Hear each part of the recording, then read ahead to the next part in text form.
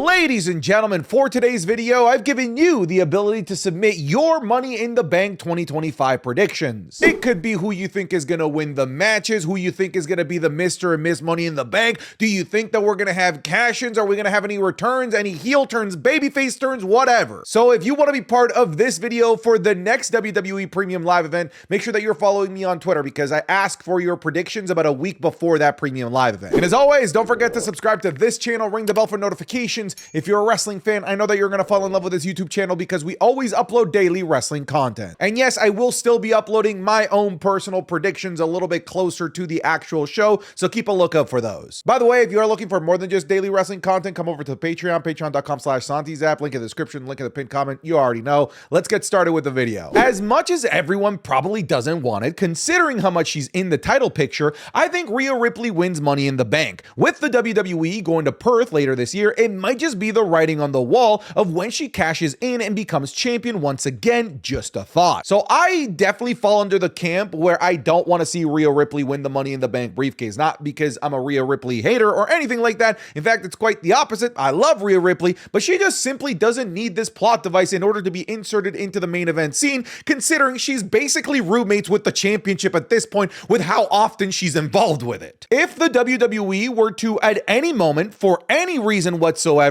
insert Rhea Ripley into the main event scene, it would just make sense. Meanwhile, the Money in the Bank briefcase is such a great plot device to insert somebody brand new into the title scene or somebody that hasn't been in the title scene for a really long time, and to put it on Rhea Ripley, I have to just say it would feel like a little bit of a redundancy. Now, you do mention Perth, Australia, and I do think that that is the perfect place for a Money in the Bank briefcase holder, male or female, to cash in because both champions are going to be in the same ring at the same time. We all wanted Tiffany Stratton to do it, but they didn't pull the trigger on it. I think it's probably because they didn't want a big moment like that to happen at a show that many people saw as an extra bonus non-canon show in Saudi Arabia. But maybe the narrative changes with it being in Australia, and if Rhea does have the briefcase, I think that you seriously have to consider it a possibility that Rhea Ripley could cash in when both champions are in the ring vulnerable. Or maybe before the match even starts, she cashes in and automatically turns it into a triple threat for both championships.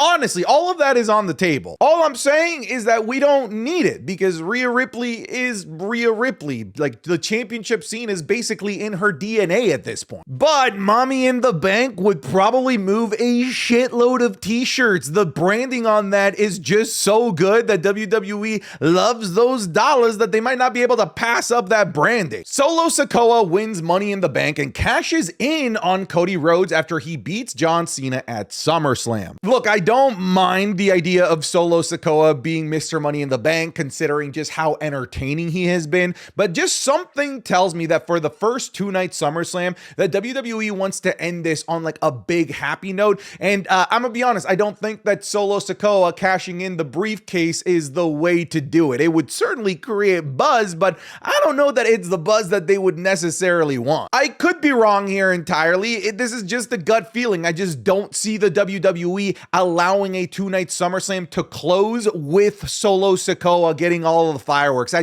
don't see it. And I don't see it because I don't see the WWE giving him that treatment, considering when he was in the main event scene, they barely wanted to give him that treatment. The second that they were able to get rid of him from the main event scene, he completely disappeared and got completely demolished in everything else that he was involved in moving forward. So I just have a hard time swallowing the pill that WWE might actually push Solo Sikoa to the point where he's closing the first ever two-night SummerSlam as our WWE champion. I don't see it. But it's not that I'm saying that he can't win the briefcase. I just don't think that he would cash in at SummerSlam or that WWE would book it. Logan costs John Cena the match, and it sets up their match for Night of Champions. Logan would want revenge for Cena eliminating him in the Royal Rumble, and it continues the trend that Logan has with wrestlers on his podcast. Better to get this match done sooner than later. I like what you said there at the end because I'm kind of on board with you. If the WWE is dead set, like you can't change their mind on doing Logan Paul versus John Cena, let's do this at Night of Champions. Let's not do this at any of the big shows. Let's just get this out of the way if WWE is so dead set on doing Logan Paul versus John Cena. The only reason I don't see this happening is because I feel like that goes against with John Cena's heel run, because I feel like if you have Logan Paul turn on Cena during the match, you're turning John Cena into a big baby face, especially a big baby face going into that PLE match, and I don't think that that's what John Cena and the WWE are going for. It's partly the reason why I don't think that John Cena and Logan Paul is going to happen as a match itself, and that's why they decided to go with a tag team match instead, to make sure that these guys still cross paths in some way, shape, or form, but not in a way where they're having a match and confuse the fans as to who they're supposed to root for, even though everyone knows that we would all root for Cena either way, but that's not what WWE wants. WWE doesn't want us rooting for Cena, and yet that would make John Cena the greatest good guy in the history of the WWE if he was defending the championship against Logan Paul. 2025 Money in the Bank winners. Here's the thing, I feel like LA Knight has been the correct choice to win Money in the Bank for like the past 3 Money in the Banks. I hope they pulled the trigger on him here, because if I'm a betting man, I would probably assume that WWE is going to give this to LA Knight, because I feel like some other forces are going to stop the other favorite Seth Rollins from winning. And when I look at Naomi, when I look at the character that she's developed, and when I look at where she can go with that character plus the briefcase, I think it's ultimate superstardom in the women's division for Naomi that's right there for the taking if they're brave enough to actually give her the briefcase. I like both of these options as Money in the Bank winners. I think that they're both brand new to the main event scene in a way where they've both been there, done that. Hell, Naomi's been a champion, but it would still feel brand new for Naomi to be a champion, because now it would be under her heel personality, and it would feel brand new for LA Knight because he would actually feel like a threat. Meanwhile, the other times that he's gone after the championship, he's just sort of felt like an afterthought in a filler feud for the champion that he's gone up against. But if LA Knight were to have the briefcase, he wouldn't be filler. He would be a legitimate threat to become a world champion, something that he never was, even when he was challenging Roman Reigns for that championship. Roman Reigns and Bayley make their returns. This could be wildly off, but both of them have an avenue. Bayley costs Becky setting up their SummerSlam match, while Roman returns at any point involving Seth Rollins, costing him the match. Hopefully the Money in the Bank match itself, and not like Punk last year. Yeah, I think both of these are on the table in a very realistic manner, in a manner where they both make sense and it wouldn't feel completely out of left field. I feel like Bayley is a perfect addition to the feud between Becky Lynch and Lyra Valkyria, because that feud still has legs,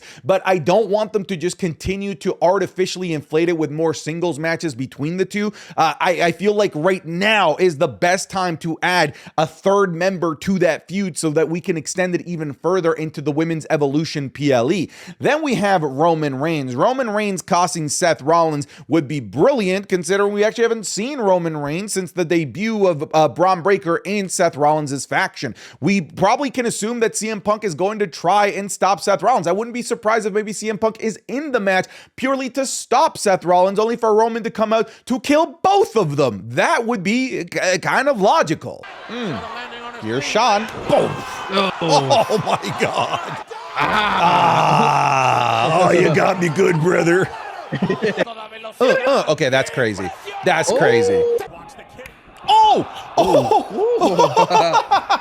Oh, you know it.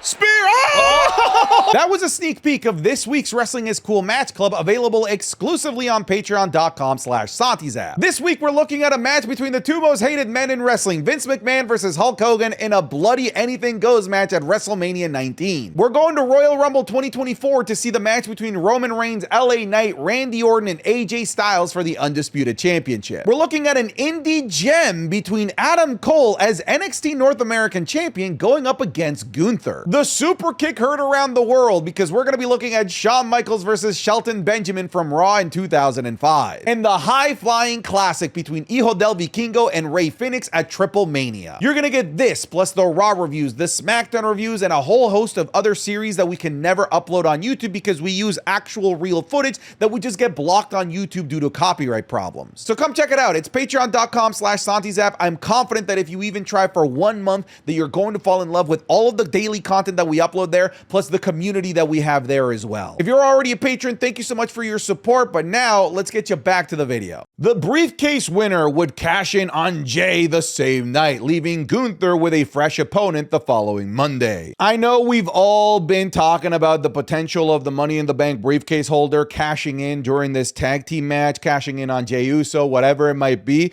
I'm sure we'll talk a little bit more about this later on in the video, but I just want to say I just don't want to see a same-day cash-in. We've just been robbed of having the Money in the Bank story device in the main roster ecosystem for a whole year now with what happened with Drew McIntyre, and there would have been so many great opportunities to create drama had Drew McIntyre actually been holding that briefcase throughout various points in the year, but he didn't, and we lost that drama because we lost that drama 40 minutes after he won the damn briefcase. I want to have that drama throughout the entirety of the year, maybe at least a couple of months, so that we can start to question, fantasize, create wild scenarios in our heads of what can happen with that briefcase, as opposed to just evaporating it instantly, even if it is a successful cash-in. The final boss will finally return and actually pay off the story. Oh, God, man, a sweet young summer child. The Rock doesn't come to work anymore. Seth will win the Money in the Bank and cash in on the match of Jay and Cody versus Logan and John. But instead of cashing in on Jay like everyone thinks, he will cash in on Cena. He said he wanted to save wrestling, and I see this match as the perfect chance to set up a swerve. Seth will cash on John Cena. Okay, so let's pretend that WWE is dead set on having the briefcase be cashed in on the night of. If that is the case, cashing in the tag match is the best case scenario, but then this brings up a few questions. Do they cash in after the tag match? And if they cash in after the tag match, are they cashing in on one individual, or are they cashing in on both, turning it into a triple threat? If it does become a triple threat, is it for both titles where the winner comes out with both titles? What if they cash in during the match? Is it a triple threat then? Is it just cashing in on one person? Does it become a fatal five-way because there were already 4 people in the match to begin with it being a tag match? Lots of questions, lots of what if scenarios, and what if scenarios are generally what makes a Money in the Bank run really successful. What ifs are the lifeblood of a Money in the Bank run. It'd just be kind of cool to have that many what ifs in the same night, in the same scenario. So cashing in here would be cool. I just don't like the fact that it's on the same night. That's all. That's the only reason I don't love it. But Seth Rollins gunning after Cena just makes a tremendous amount of narrative sense with him wanting to save professional wrestling. Meanwhile, John Cena's entire goal here is to ruin professional wrestling. It's just too perfect. Miz helps Melo win Money in the Bank because the Miz knows how big of a career changer the contract is. That would be such an out of left field decision to have Carmelo Hayes win the Money in the Bank briefcase, but an out of left decision that I wouldn't hate and I would be on board with. And if he does hold and win the briefcase, I don't want him to cash in the night of. I do want to see Carmelo Hayes develop with the briefcase. I want to see Carmelo's character grow into something maybe more akin to 2010 Miz, where he really became an interesting character running around with that briefcase. And it would be kind of poetic that he would be literally running around with the Miz. I don't hate the idea of Carmelo winning the Money in the Bank briefcase. The only, I guess, concern that I have is the championship ecosystem right now does seem like it's a little bit out of reach for Carmelo Hayes. Not necessarily Jey Uso, but John Cena certainly is completely out of reach, which would kind of limit the options that Carmelo Hayes has when it comes to a cash-in. If we were to have maybe 2 more, like 2 questionable champions or 2 champions that are vulnerable, then I feel like somebody like Carmelo Hayes having a Money in the Bank run would be far more intriguing. But again, I wouldn't hate it. Travis Scott is a Brock Lesnar style last minute addition and wins Money in the Bank, so no one can win and cash in on John Cena. I puked and vomited in my mouth. I think I shat my pants too with how awful this is. The women's match will be great, and it will end with Mommy climbing the ladder, seemingly about to win. Then the lights go out, and when they come back, the Wyatt Sicks will be there, having laid to waste the field. Fresh ladder set up for Bliss as she climbs up and takes the case, reunited. That's kind of cool, but I don't see a world where WWE sets up a faction of mostly men taking out the entire field field of women's Money in the Bank contestants. If there were multiple women in the Wyatt Sicks, not just Cross, then maybe I see that happening. It would be kind of cool if somehow the Wyatt Sicks did help Alexa Bliss win the Money in the Bank briefcase, because that would reunite Alexa Bliss and the Wyatt Sicks. That would make the Wyatt Sicks complete and actually give us 6 members of a group that's literally called Six. I know it's a play on a number, but she would be the 6th member, and the Wyatt Sicks running around in the tag team division with a Money in the Bank briefcase holder would make that faction significantly more powerful as well. I just don't see how it plays out in my head with them taking out the field of women. I don't see it. Maybe it's just Nikki Cross stopping the person that's about to grab the briefcase, and that gives room for Alexa Bliss to win, and then maybe the Wyatt Sicks come out and celebrate with her. I don't know. Both briefcases for men and women are cashed in on the same night. WWE needs a massive spark, and this is their only shot. Listen, I hate this, but you know what else is hated? The Money in the Bank concept by Triple H himself. He recently admitted that he just doesn't like the Money in the Bank briefcase concept, and that's probably why he's been so bad at booking the Mr. and Ms. Money in the Banks, making them look stupid left, right, and center for the last couple of years. So maybe this could be Triple H's way of just, giving us the briefcase, but then getting rid of them instantly so he doesn't have to actually book a successful or good booked Mr. and Ms. Money in the Bank storyline, because he hates it. He doesn't like having it in his ecosystem. So this is maybe how he trashes the concept so he doesn't have to book it for the rest of the year. But me personally, I would despise this. I really don't want both briefcases to be out of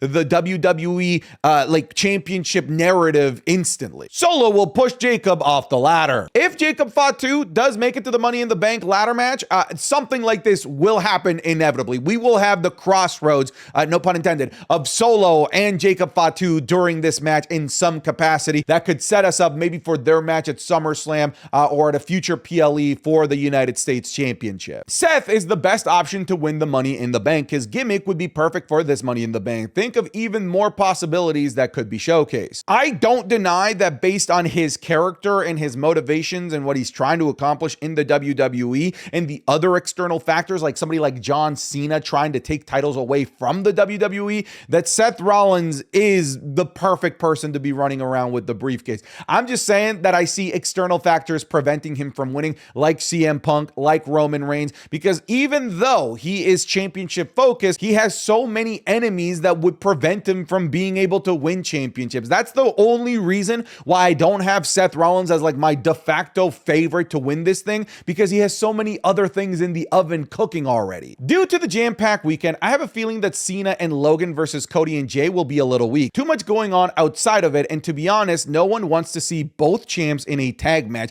that was just randomly thrown together on a PLE, and with that being said, I still see Jay taking the pin. I don't think it has to be because of the jam-packed weekend. I'm just not particularly excited about the in-ring prospect of this match. I just don't think that it's going to be like amazing. I feel like what needs to happen in order to make this match memorable is something story related. Someone returning, someone turning, somebody creating some sort of drama so that we don't have to entirely rely on the in-ring work rate of this match, because I just don't think that it's gonna be that great. I could be wrong, and I want to be wrong, but a match thrown together in the last 2 weeks with very little build between the 4 guys isn't particularly very appetizing going into it. Again, I just don't see it being this transcendingly good in-ring affair either. I don't love the idea that both champions are tied to this match that, like you said, was seemingly just randomly thrown together, because it just sort of feels like a story crutch so that they don't have to book 2 individual championship feuds for Money in the Bank, so that they can just rely on the gimmick matches of the ladder matches, and that'll be the thing that we talk about. Whoever wins the men's Money in the Bank ladder match will do the same night cashing in during the tag team match to pin both Jey Uso and John Cena to win both the World Heavyweight Championship and the Undisputed Championship, making the guy a double champion, hoping it's Cross. Jesus Christ, use a damn comma, a period, any sort of punctuation when you submit this.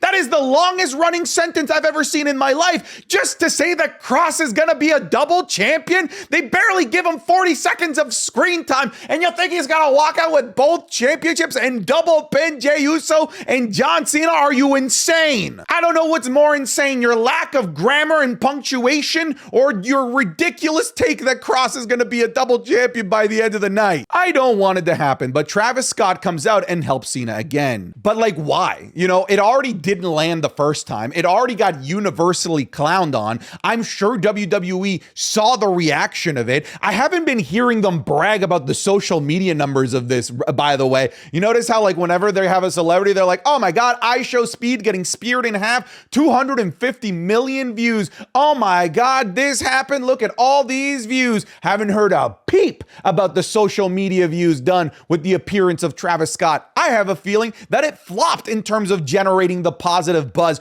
or really any buzz whatsoever. All of the conversation about Travis Scott's appearance at WrestleMania has been entirely negative, and I'm sure they know this, and I would hope that they don't replicate this again. Julia is winning Money in the Bank. I wouldn't hate this. We talked about how it's kind of redundant to give it to somebody like a Rhea Ripley because she can just waltz into the championship picture, but giving it to somebody new like a Julia or a Roxanne Perez does all of a sudden give us a new player, a new addition, a new toy to play with in the main event scene. Now, I could totally see Julia going after the US championship as well. I feel like there's a narrative there for her, but if they were to give her the Money in the Bank briefcase, that's bold, that's different, and I'm here for it. Roxanne Perez will win the Money in the Bank contract. She cashes in during a match between Liv and Io and wins the championship. This starts the Judgment Day Civil War. I also don't hate this for all the same reasons I just said about Julia, but this is especially interesting because of all of the infighting and bickering that's currently going on within the Judgment Day. This would create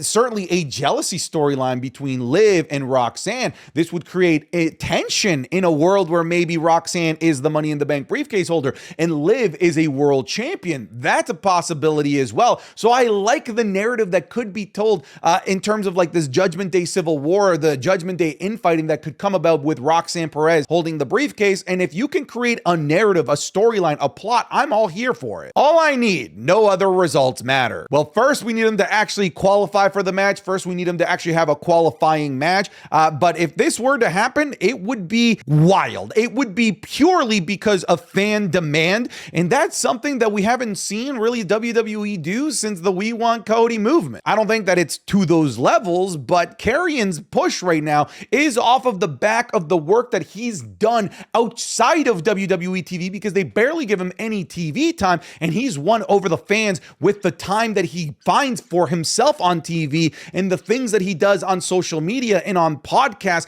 because we are talking about Karrion Kross. If they put this briefcase on him, it's because of that, and that to me is a world I want to live in where a WWE superstar can make themselves undeniable. All right, folks, thank you so very much for watching today's video. Don't forget that we'll be doing a watch along of Money in the Bank together as a community here on YouTube, so come check it out. Take care. Goodbye. Get out of here.